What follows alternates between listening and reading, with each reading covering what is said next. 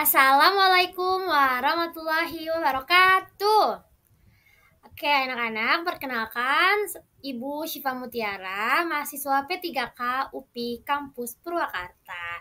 Nah, di sini Ibu akan memberikan materi mengenai tema 7 subtema 2 Bahasa Indonesia, yaitu materi pidato. Mungkin di pertemuan sebelumnya kalian sudah belajar ya mengenai pidato, tapi di video pembelajaran kali ini Ibu tekankan untuk kalian bisa membuat pidato, minimal kalian bisa membuat rancangan pidatonya dulu. Oke ya, sekarang sebelum kita mulai, alangkah baiknya berdoa terlebih dahulu ya. Berdoa mulai.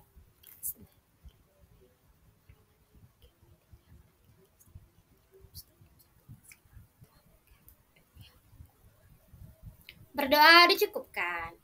Oke ya, kita mulai pembelajaran hari ini. Bismillahirrahmanirrahim. Baik anak-anak, materi yang akan Ibu sampaikan yang pertama yaitu mengenai pengertian dari pidato, lalu ada tujuan pidato, ada struktur pidato, dan contoh pidato. Nah, kita akan membuat contoh pidato berdasarkan strukturnya ya. Jadi kayak misalnya kalau di pembukaan contoh pidatonya seperti apa, kalau nanti di bagian inti contohnya seperti apa, di penutup contohnya seperti apa gitu. Jadi bukan yang langsung berat banyak gitu ya. Oke anak-anak, kita mulai ya. Kita kan belajar mengenai pidato. Coba ada yang tahu nggak apa ya itu pidato? Pidato itu biasanya kalian suka lihat di acara-acara tertentu ya.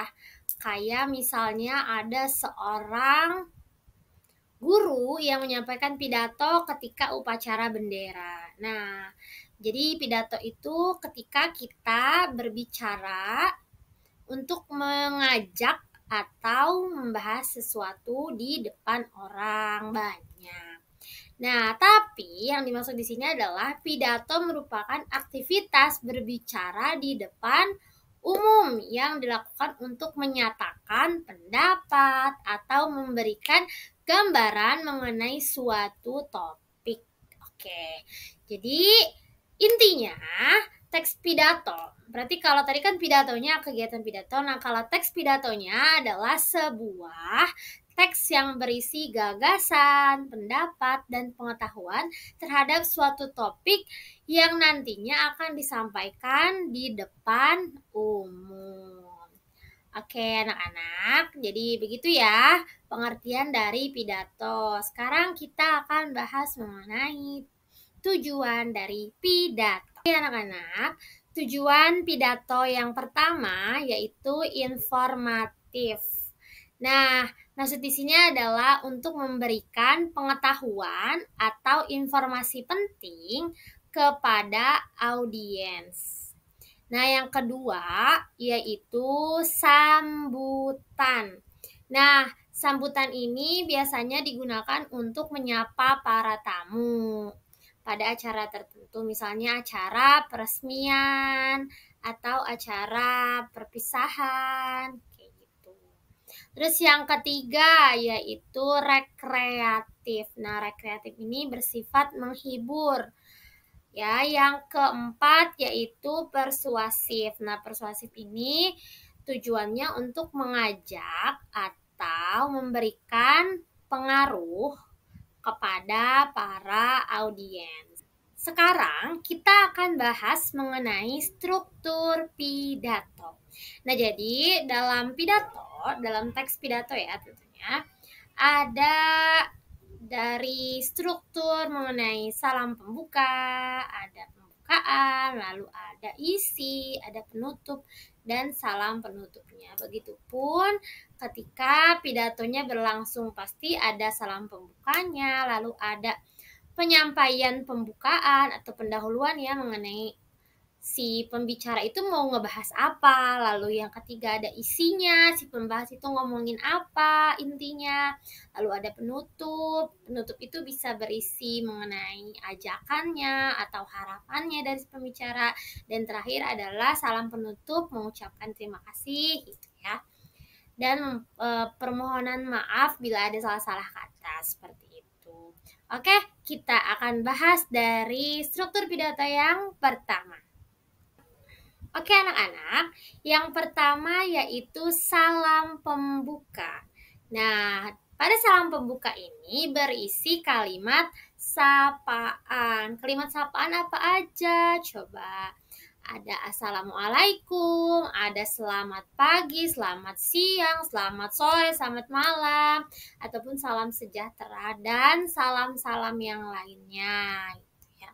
Nah, di sini kita bikin contoh ya mengenai salam pembuka nih. Contohnya, Assalamualaikum warahmatullahi wabarakatuh. Selamat pagi adik-adik dan teman-teman yang saya banggakan. Nah, itu salam pembuka.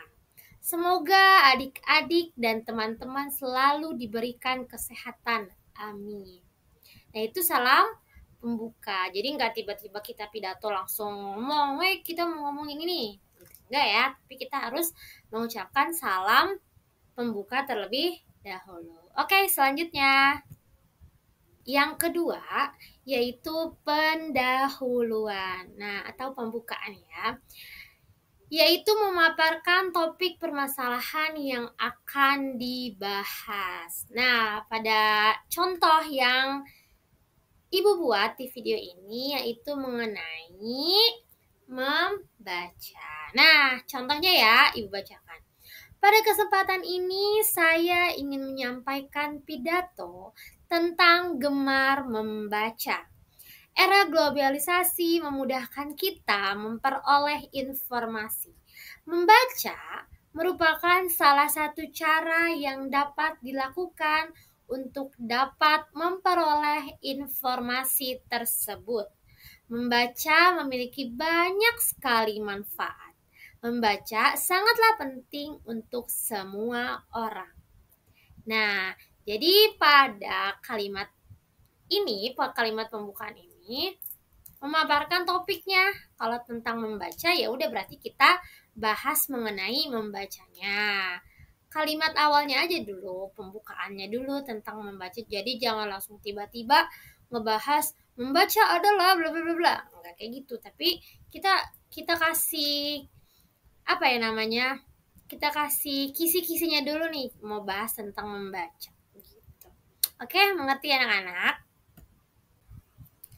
Yang ketiga yaitu inti atau isi ya. Nah, berisikan pembahasan topik secara lengkap.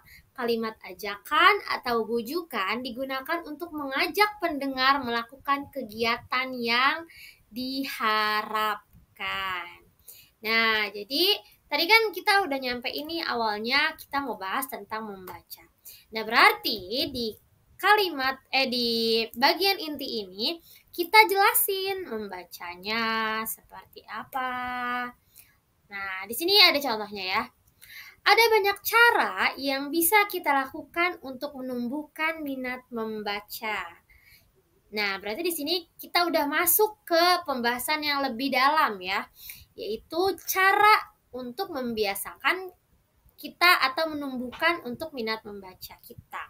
Nah, ada banyak cara yang bisa kita lakukan untuk menumbuhkan minat membaca, yaitu dimulai dengan kemauan dari diri kita sendiri untuk membaca. Kita membiasakan diri untuk membaca seperti yang kita lakukan pada kebiasaan lain. Kita bisa membaca koran, majalah, buku-buku pelajaran, dan sebagainya untuk membiasakannya. Bisa juga dengan sering mengunjungi perpustakaan dan meminjam buku di perpustakaan. Marilah kita tumbuhkan minat membaca untuk menambah wawasan kita mengenai dunia dan lingkungan sekitar kita. Nah, di sini ada ya kalimat ajakan, yaitu marilah kita tumbuhkan minat membaca. Oke, kira-kira bisa ya anak-anak untuk mengenai membuat inti dari teks pidato. Selanjutnya yaitu penutup. Nah, penutup ini berisi penyampaian, rangkuman, atau kesimpulan topik yang telah disampaikan dan harapannya. Nah, di sini contohnya ya. Dari membaca, banyak manfaat yang bisa kita dapat, yaitu kita lebih disiplin dalam mengatur waktu, terutama waktu luang, dapat memperoleh informasi dan menambah wawasan. Harapan saya, semoga dengan membaca, wawasan kita akan lebih luas dan minat membaca kita semakin besar. Nah, di sini tentu ya ada harapannya. Dan kesimpulan dari topik yang kita bahas. Nah, yang terakhir yaitu salam penutup, yaitu berisi kalimat penutup seperti terima kasih dan salam. Nah, di sini contohnya ya. Demikian pidato ini saya sampaikan. Bila ada kata-kata yang kurang berkenan, saya mohon maaf dan terima kasih atas kesempatan yang diberikan. Wassalamualaikum warahmatullahi wabarakatuh. Nah, di sini udah pasti ya, kita harus meminta maaf atau mengucapkan terima kasih sebagai salam penutup sebelum kita tiba-tiba pergi gitu aja dari kesempatan tersebut. Jadi setelah kita ngomong pidato, lalu kita ucapkan maaf dan terima kasih, lalu salam. Oke, kira-kira bisa ya untuk membuat pidato. Nah, tugasnya di rumah yaitu kita akan belajar menyusun pidato berdasarkan dari struktur pidatonya. Rancangannya aja dulu ya. Oke, jangan lupa dikumpulkan kepada gurumu. Alhamdulillahirrabbilalamin, akhirnya pembelajaran kita sudah sampai di akhir video. Kalau ada yang ingin ditanyakan, boleh ya ditanyakan kepada ibu atau tanya di kolom komentar. Sampai jumpa di pertemuan selanjutnya. Dadah. Wassalamualaikum warahmatullahi wabarakatuh. Semangat!